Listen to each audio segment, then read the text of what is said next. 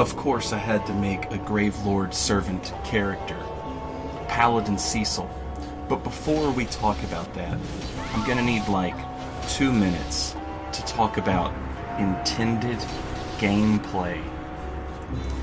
Before anyone starts complaining about quote-unquote twinking, allow me to assure you that if the game didn't want you to play this way, it wouldn't let you. In fact, every Souls game, every game made by From Software, while twinking slightly, while changing it slightly, every game still relies on the same fundamental purpose for invasions. There is no low-level cap for invasions, except for in Bloodborne, which is level 30. Which means you can get the Red Eye Orb at any level, and your success is tied to whether or not you've beaten enough of the game to get a leg up on your competition. Because keep in mind, From Software is not looking at this game like it's Street Fighter. They don't care about the balance or any of that. All they care about is more Estus is good. So if you've played further into the game and you got more Estus, then you're in a better position than the person you're invading. Ever since Bloodborne, invasions have been tied to cooperation. And it's the same for Dark Souls Remastered. There's nothing stopping me from twinking. There's nothing stopping a host from summoning up his password summoned buddies who are over-leveled, have better armor than they should have, or, better weapons, combinations of things that you shouldn't have yet, right? There shouldn't be like a flipping Havel Darkbead caster, summon at soul level 50. But there is, right? But that's fine. It's intended gameplay. I don't bitch about the phantoms. In fact, I wish more people summoned phantoms. I don't bitch about the phantoms, right? Because I know that that's the balance to what I'm doing.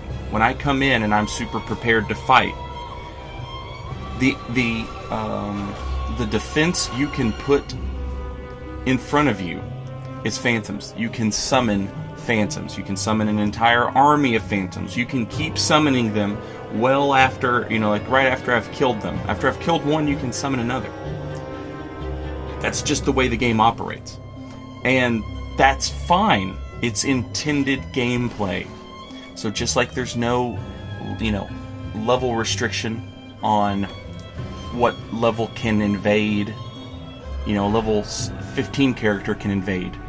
Well, okay, there's no restriction on you summoning phantoms outside of whatever phony honor system everyone plays with, which I did not receive that manual in my Dark Souls. It didn't come with an honor pamphlet. Now, with duels and, fights with friends and stuff like that, I totally understand people that set up, honor rules or just, rules in good faith that, hey, I won't, just do nothing but backstab you, and I won't wear the Hornet Ring, and I'm not gonna, use my one-shot shit. I understand that. That makes sense. But in invasions, it's always been, and always has been, anything goes. And that's why I like invasions. Rant over. 4 minutes. So I had to make a Gravelord servant. I love the Catacombs and the Tomb of the Giants. I made him about soul level 50. You could go up, but I made him about soul level 50 so that I would have more people to match with. Again, even if that means I'm invading upwards, that's fine. I'm fine with that. But the whole basis for my character was I wanted a paladin like Paladin Cecil. I wanted a paladin like Paladin Leroy that we meet in the game, which, we learned the Way of the White would either make undead for this pilgrimage, or they would take undead that had, spawned, and they would send them on this pilgrimage. There's some dicey wording there, which kind of implies that, some kingdom, I don't remember if it was Baldur or Berenike, and the Way of the White were actually creating undead. Dark Souls 3 sort of gives you a little glimpse at that when we go to the Cathedral of the Deep, which used to be a Way of the White Church, and we see undead rising up from these graves non-stop, you know. So you sort of get a bit of a glimpse into that maybe when it says, you know, undead were spawned, it wasn't like a translation error or anything. Like, seriously, the Way of the White was creating undead, making undead. And then there's a sect of the Way of the White whose job it is to go and seek kindling. In fact, in Dark Souls 1, we actually see some people undergoing this trial. Rhea, Vince, Nico, and Petrus, you know, they appear to be going into the catacombs to seek the rite of kindling. Of course, Patches and Petrus happen, and wah wah, the chosen undead ends up being the one who gets the rite of kindling. But the first of those that we can like trace back in the game is Paladin Leroy. Paladin Leroy was the first one that, you know, went on this journey. His weapon, which is called Grant, and his shield, Sanctus, both state that, you know, it was a long time ago that this happened. Now, at some point, he put his white summon sign down, and you can summon him to help you with Pinwheel. But then it's at a later point, he invades us right outside the Tomb of the Giants, right outside of Nito's domain. So the Catacombs is just an absolutely spooky place. I love the level. I love all the enemies. Everything about this place is great. And of course, it's not a Saint Riot certified invader level if it doesn't have verticality and plunge attack options. And the Catacombs is full of them, which I love. The Catacombs are connected to the Tomb of the Giants. Now, you're not going to see a lot of Tomb of the Giants invasions in this video, unfortunately. It's not that it's not a fun place to invade, it's just there's no light at all, which makes it super difficult to like get footage. It also makes it super difficult to just fight there, in all honesty. But you can rock the, you know, Sunlight Maggot helmet. You can use that and have some light, but I'm not, you know what I mean, I can't put that on this character, so didn't get a lot of Tomb of the Giants invasions.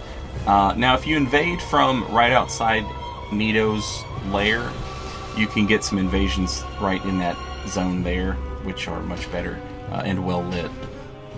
So, you know, I did try that, but if it's not like a good fight or, you know, a fight against multiple opponents, most of the time it's not going to make it onto one of these videos. So all the fights that I did have there, I don't remember any of them really being like, oh wow, you know, that one stood out, so I don't think I used them. But those are the areas that I chose to like sort of focus on. I was doing invasions in Anne Orlando just to sort of show you where you can get invasions at. This is soul level 50, and my weapons are lightning +1. Or they might just be lightning. I'll have to take a look the next time I open up my menu. But I didn't want to go all the way up with them. And my Gravelord sword is a Gravelord sword +2, I think. Which would make it like a +9, and then the lightning weapons would be like a +11, I think. Around there, something like that. The weapons I went with were the pike, the Zweihander, the mace, and the Gravelord sword. And the reason I went with the pike is because it shares a strength requirement with the Zweihander of 24, which just works out nicely. And then I used the mace because it's kind of got that paladin sort of cleric, you know, feel to it. I've got Tranquil Walk of Peace and the Gravelord Sword Dance. In some of the videos you'll see I have Gravelord Great Sword Dance, but I switched covenants at the bonfire just to check and see if I would lose it and if I would lose the, you know, Great Sword Dance.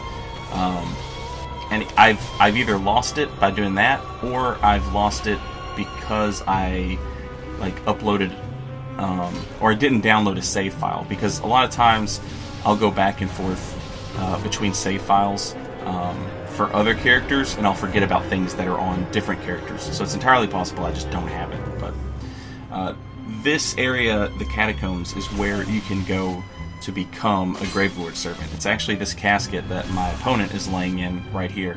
It's right in front of a Titanite demon. But in order to be taken away, you can see the special backstab animation that you get when someone's in here. In order to be taken away inside of this casket, you have to have an Eye of Death in your inventory. And fortunately, there's an Eye of Death in this very same hallway right behind the Titanite demon. So grab you that, hop in the casket, and they will take you away to Nito's domain, where you can join the Gravelord servants. That will get you access to the Gravelord sword dance, which you just saw, which is an awesome spell. And then I think after 10 Eyes of Death, it increases and becomes the Gravelord Greatsword dance. And then after 30 Eyes of Death, it becomes stronger. You get like an additional magic modifier on the spell, which is cool. And then the reason I went with Tranquil Walk of Peace, I know everybody hates that spell, but I have always loved Tranquil Walk of Peace. I know it's like the ganker's specialty spell, but it's such a weird spell. It does a lot of really cool things that I don't think people consider, right? Remember in Dark Souls 3 how everybody complained that ultra great weapons weren't viable because you could just reaction roll everything that they did? Imagine if you weren't allowed to roll. What happens to ultra great weapons there? Well, not a whole lot. You can still just block them, and in this game you can even parry them. But it gives you an option to completely limit an ultra great weapon's biggest weakness in any Dark Souls game, which is just rolling behind it and backstabbing the person using it. The ultra great swords or any ultra weapon really, and Tranquil Walk have a really nice synergy that I like. It also just completely shuts down people that just want to run, which is, always nice. If you're fighting a host and his phantoms, and then you kill the phantoms, and then the host just decides to run, Tranquil Walk is great at being able to stop them from running, which is nice. I also did some Gravelording, because of course you have to do some Gravelording. And the way Gravelording works, for those of you who don't know, is you use an Eye of Death, and once it's activated, you can be invaded by people who touch a summon sign that you create in their world from using the Eye of Death. Those people will appear as blue spirits. This person you're seeing here is just a normal invader. But blue spirits will invade you as spirits of justice, and they come to kill the Gravelord. And what's different about the Gravelord Covenant servant, which is they never did anything like this in any other Dark Souls game. The Gravelord, nothing happens in his world, but in the worlds of anyone in New Game Plus that he infects, they get these terrifying red dark spirit versions of regular enemies. So, like in Revion's latest video, if you watched that, he's invading an Anor Londo, and there's a dark spirit Silver Knight. It's a regular Silver Knight, except it looks like a dark spirit. And these things do like twice as much damage, they've got twice as much health, and I think they'll even chase you farther. I think they have like a longer aggro range. And it can really, it's really good stuff. If you want to see like a really fun Gravelord run, you can check out Oro and Peeve's Pure Black run, which was a lot of fun. It's a pure Gravelord, New Game Plus 7 co-op run that those two did. But keep in mind that while the invasion timer still exists for Gravelords, it is different. So I get like 2 blues who spawn in at the same time. Now, unfortunately for the Dark Spirit Invader, this blue spirit had no idea what was going on. He thought this was Dark Souls 3 and he was supposed to kill the red, which was not the case at all. So he basically just killed his teammate, which is kind of, hilarious. But these blue spirits will keep coming in waves, and you can also be invaded by regular invaders. You can use the dried finger, and it will just never end. It's just a never-ending just Gravelord experience. You're just constantly being invaded. I try not to there's different ways to Gravelord, obviously. You can basically... You can't summon phantoms. So, you know, you can't do the standard gank. You can't do a standard gank squad as a Gravelord. But, you know, like a lot of people will just kill all the enemies, sort of camp out a zone, and, you know, just fight all comers. I like to sort of play through the level and let the invaders, you know, pick where they're going to, you know, engage me. I think that's more fun. It's more difficult because you've got all of the enemies to contend with in your own world, and you've been invaded, you know, you're being invaded much more frequently. But, you know, there's not a lot of people who have, like, you know, PvP builds and stuff like that. So, you know, a lot of times it's just people trying to sort of give Dark Souls PvP a shot, which I think is fun, and I'm all for that, obviously. So, I'm not trying to make this like an impossible scenario for them, where they can just never beat me. Like, if they team up on me, they're going to kill me, which is fine. Again, intended gameplay. But this is a really cool mechanic. It really picks up in New Game Plus when you start infecting people with the dark spirits. I would suggest, if you want to actually sit down and do some Gravelording, I would suggest maybe you make like a meta level character, or perhaps like a soul level 90-ish, something like end game sort of character. You know, go ahead, play through the entire game, and then start New Game Plus, and then go grab yourself the Gravelord Covenant in New Game Plus. That way, you know, you can get it super early. Nito is alive, because remember, you can't turn in any of your Covenant rewards if Nito's dead. So he basically runs the Covenant. So you know, it would just be easier, I think, to do it in New Game Plus. Now, having said that, the one thing that I've always, and I talked about this a little bit in the Velka video, the idea that Nito is quote-unquote the first of the dead, and that he's just, you know, he's hanging out, he's sleeping, and he's waiting for his eyes of death to multiply, or whatever. I think it's fairly implied that, you know, all the gods were in on this, you know, let's screw up the humans deal that ended up happening. Nito, of course, being like a giant necromancer who wears skeletons.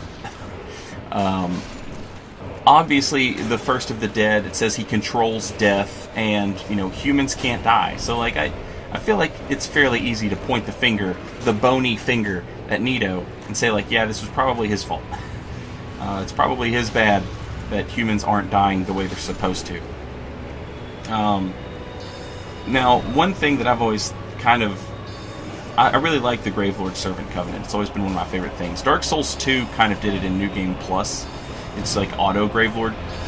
But I like the idea of a player being behind it better, because it encourages more, you know, online interaction, more play between players. But what I was going to say was the idea that the Gravelords sort of carried on.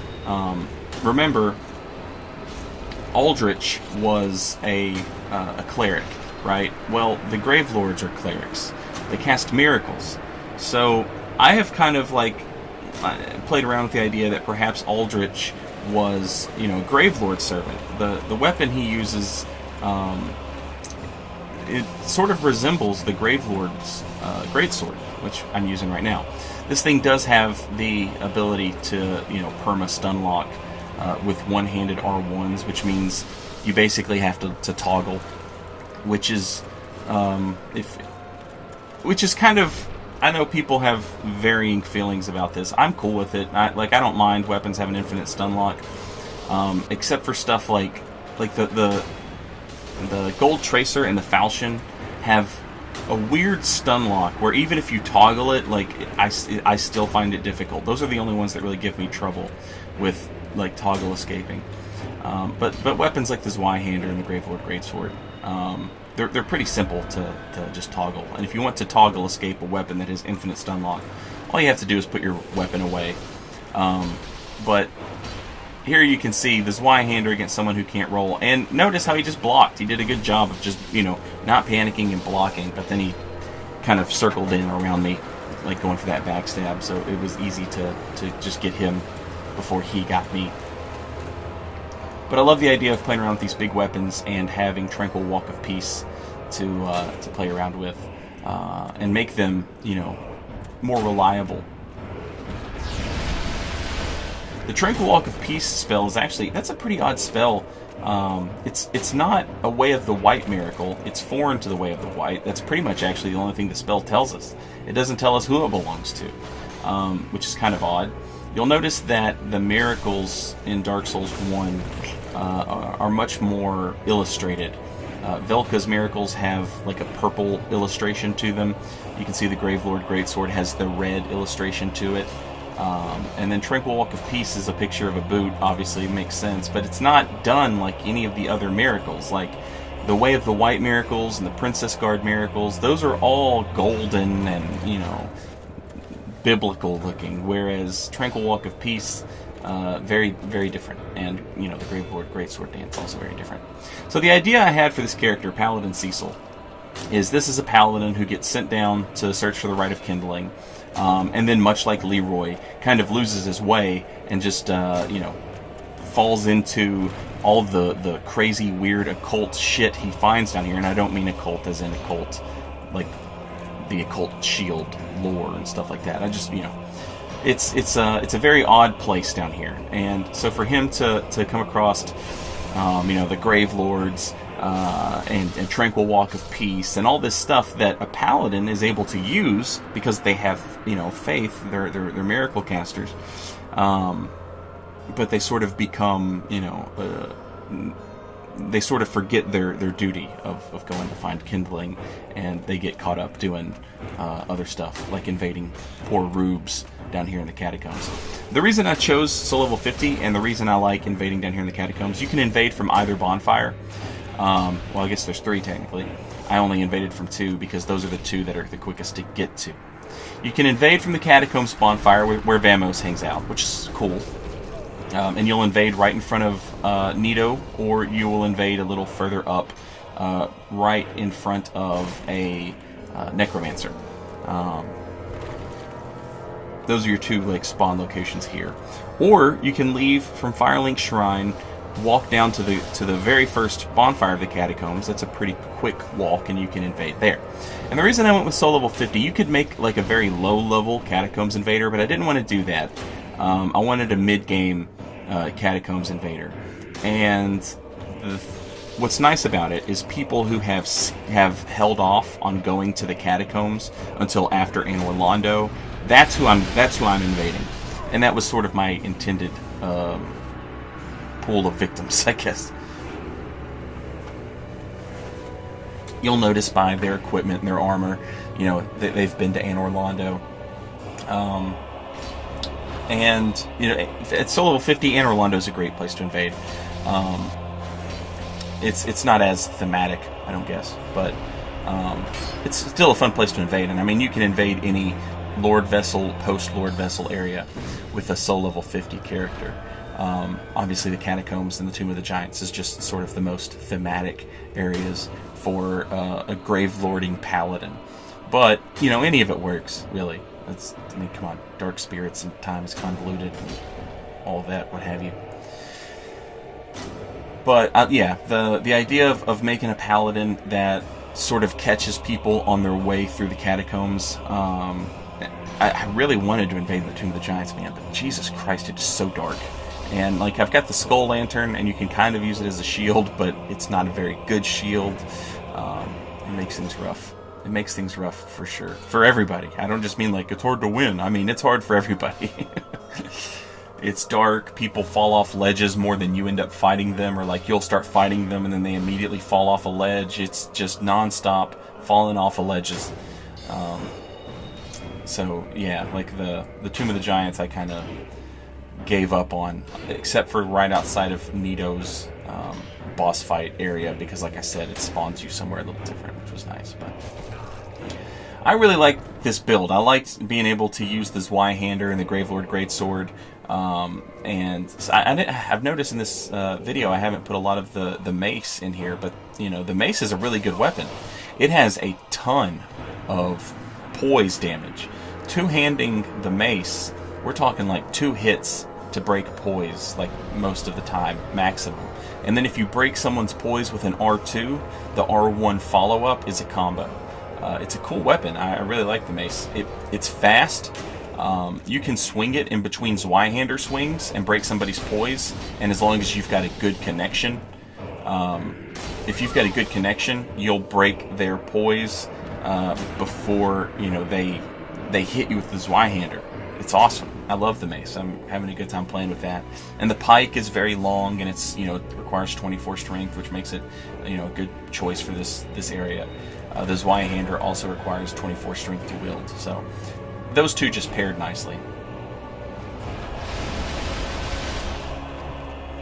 I cannot get over how much fun spells are in Dark Souls 1. Now, the lightning spells still suck in PvP from what I can tell. And a lot of sorceries are still pretty busted and don't work the way you would expect them to in PvP. But there's a lot of fun spells, man. Like, any spell that launches someone into the air is just, like, I'll take that. I'll take that every time. Give me that. Why on earth would you get rid of spells like this? They're so fun. And it's not like they're broke or whatever, you know, like, this is I cannot understand for the life of me why they turned every miracle into just a different variation of lightning, when in this game, they were so much more fun. I don't know. Just a really confusing design decision. I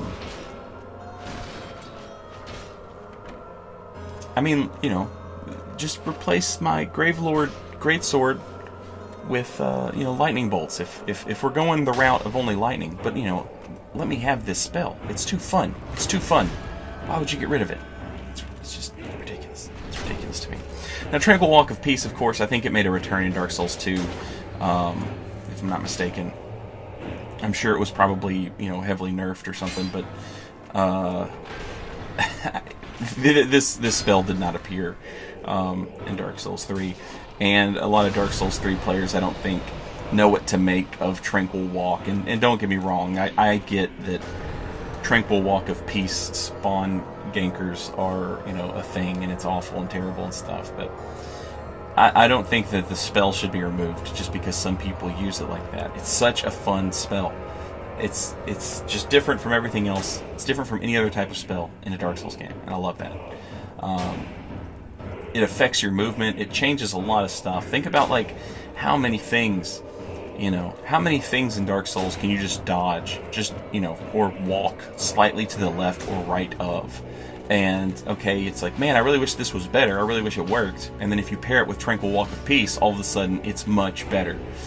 Now, I get it.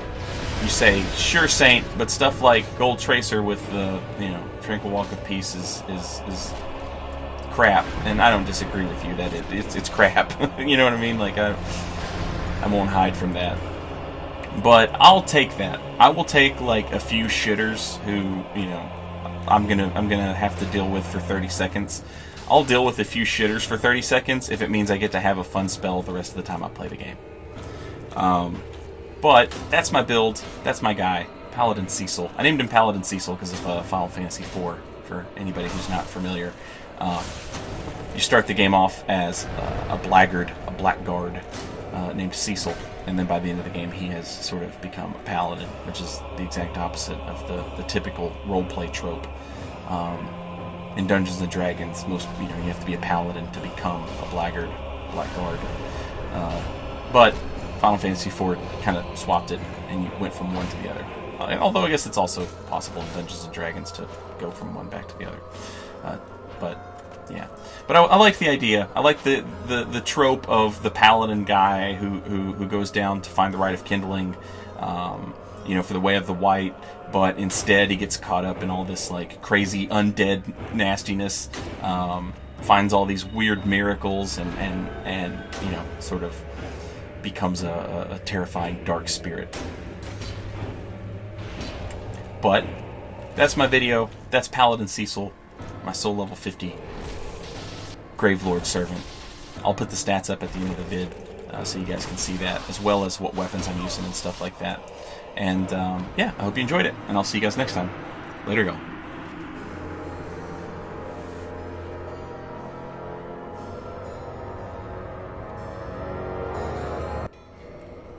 As a little addendum here, by the way, here's the stats. We're still level 50 with 25 vitality, which is very low, but we've got the Ring of Favor, so it brings us up to 1125 HP. We've got 12 attunement, 21 endurance, 24 strength, 13 dexterity, and 18 faith. We're spread out, but you know, with all the poise and all the armor upgrades, we can live.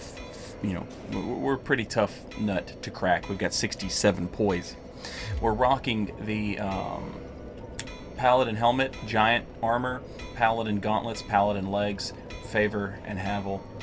I'm using Sanctus, Canvas Talisman, Zweihander, Dark Hand, Pike, Mace, Gravelord Sword. All of these are +1 lightning, which makes them +12, and Gravelord Sword +2 is a +9 weapon. So right around the +10 area. +10, +11. But there's the stats and there's the weapons. But I just wanted to add on the lore note while I'm here.